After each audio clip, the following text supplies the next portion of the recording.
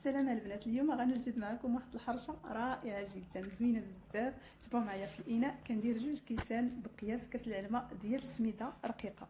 هنايا كندير شويه ديال الملح لتصحيح الذوق. هنايا البنات هنا غندير معلقه كبيره ديال الزبده على درجه حراره المطبخ وكنحطها جانبا في البول ديالي. من بعد كندير كيس ديال الفاني باش يحيد لنا الزفوريه ديال البيضه اللي غنديرو، وواحد الكيس ديال الخماره ديال الحلويات، وكنحاول نخلط هذوك النواشف مزيان. ومن بعد كناخذ هذيك الزبده اللي كاينه جانبا وكنحاول نبسبسها مزيان مع هذيك السميده حتى كتشربها ليا مزيان بحال هكا اللي كتشوفوا. من بعد ما تجيني هذيك السميده رطبه هكايا، من بعد كناخذ ربعه ديال كاس ديال العنبه ديال الزيت، باش حيت هنايا استعملت الزبده وما كثرتش الزيت بزاف. هنايا خديت واحد البيضه ودرتها على السميده. درت هنايا 2 الكيسان ديال الحليب، واخا ما باينينش 2 الكيسان ديال الحليب في الفيديو، انا راه درت 2 كيسان ديال الحليب. ومن بعد درت هنايا 1.5 معلقه ديال العسل الطبيعيه اختياريه، اللي عنده اللي ما عندوش يدير العسل العادي اولا يدير السكر سنيده،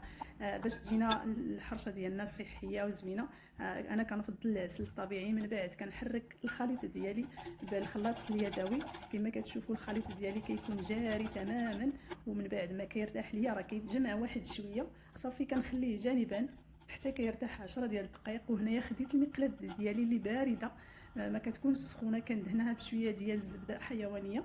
ومن بعد كنرش عليها شويه ديال السميد، وكنحاول نوزعو في الجوانب ديال المقلاة ديالنا. صافي من بعد ما كنوجد المقلاة ديالي كناخذ الحرشه ديالي عفوا وكنخوي فوق المقلاة بحال هكا اللي كتشوفوا. من بعد كنديرها على النار اللي كتكون مهيله بزاف، وصافي من بعد كنخليها طيب على خاطرها حتى كنشوفها كتحمر من التحت. عاد كناخذ شويه ديال السميده من الفوق وشويه ديال الزبده،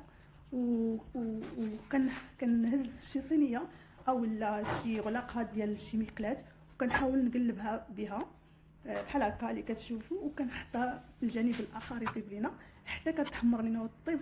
كتجي رائعه رطبه هشيشه زوينه غتعجبكم بزاف، وكنتمنى تجربوها اكيد غتعجبكم. وبصحه والراحه.